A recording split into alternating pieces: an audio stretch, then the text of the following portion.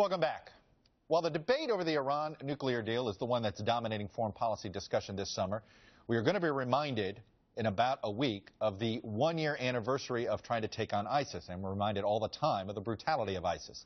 In fact, this week, the group released footage purporting to show the destruction of the ancient city of Palmyra in Syria. Meanwhile, the humanitarian crisis is now reaching Europe as thousands of refugees flee the conflicts in the Middle East, with over 70 that suffocated in a truck in Austria and at least 150 drowning off the coast of Libya. Here in Washington, there's a growing realization that the current strategy to defeat ISIS is simply not working. Here's our chief foreign correspondent, Richard Engel, with more. The only part of the U.S. strategy against ISIS that's on target so far is the U.S. airstrikes. Last September, the administration announced the start of a war on ISIS. To degrade and ultimately destroy the terrorist group known as ISIL. Then, about 2 weeks ago, Washington got what sounded like some long-awaited good news. The U.S. has been bombing ISIS for nearly a year. Finally got access to bases here in southern Turkey, bringing jets and drones far closer to their targets, a huge tactical gain. But ISIS doesn't seem to be shrinking. In fact, to quote one U.S. official, ISIS's international branches are growing like crazy. ISIS has spread rapidly across North and West Africa, Arabia, Afghanistan, even into the Far East.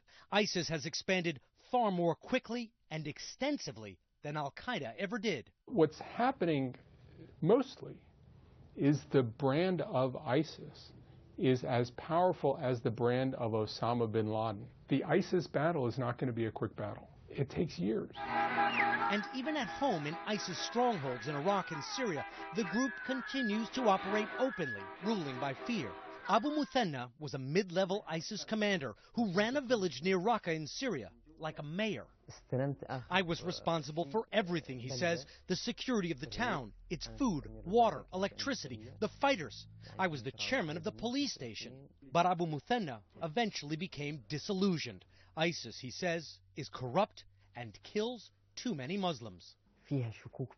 I started doubting the Islamic State when they began to fight with other Islamic groups, he says. So why isn't the U.S. strategy working? It's based on 3 pillars, and they're all shaky.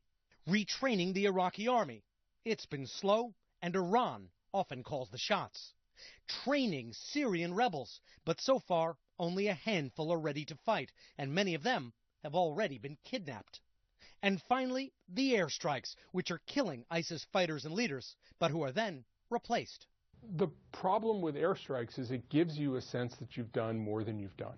It's very hard to have desired political effects from the air, as we saw in U.S. operations in Libya. And so, NBC News has learned the U.S. military, led by Special Operations, is now in the midst of a major policy review to come up with a new global strategy to deal with what is now global ISIS. For Meet the Press, Richard Engel, NBC News.